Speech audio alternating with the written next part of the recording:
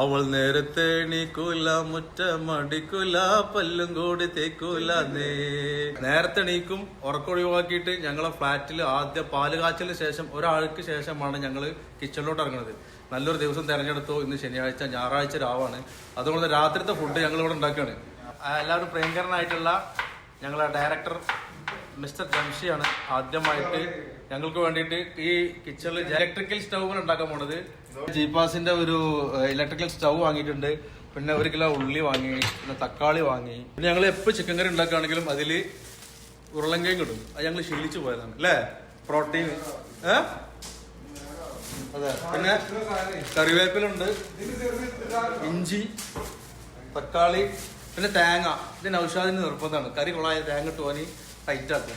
എപ്പോഴും ഉണ്ടാക്കുമ്പോൾ എന്തെങ്കിലും ഒരു മിസ്റ്റേക്ക് ഉണ്ടായിരിക്കും. മോനെ ഓക്കെ അല്ലേ?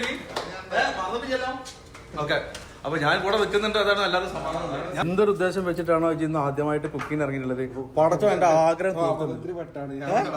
ഫ്ലാറ്റില് പുതിയ സ്റ്റൗ, പുതിയ മിക്സി, അതുപോലെ തന്നെ പുതിയ കട്ടിംഗ് ബോർഡ്, എല്ലാ വ്യാഴാണ്. ഇന്ന് മുതൽ ഞങ്ങളുടെ കിച്ചൺ ഭരിക്കുന്നത് മിസ്റ്റർ ജംഷി. വരും. ഞങ്ങൾ എല്ലാ സാധനം കൊടുത്താ പോരെ. എല്ലാവരും ദുആ ചെയ്യാ ഈ കറി അടി പിടിക്കാതിരിക്കാൻ. ഓക്കെ.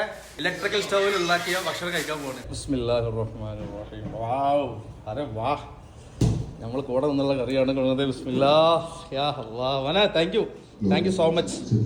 ഒരു പാട്ടോട് കൂടി ഞങ്ങൾ ഇവിടെ ഭക്ഷണം കഴിക്കാൻ പോണ്. ഓക്കെ.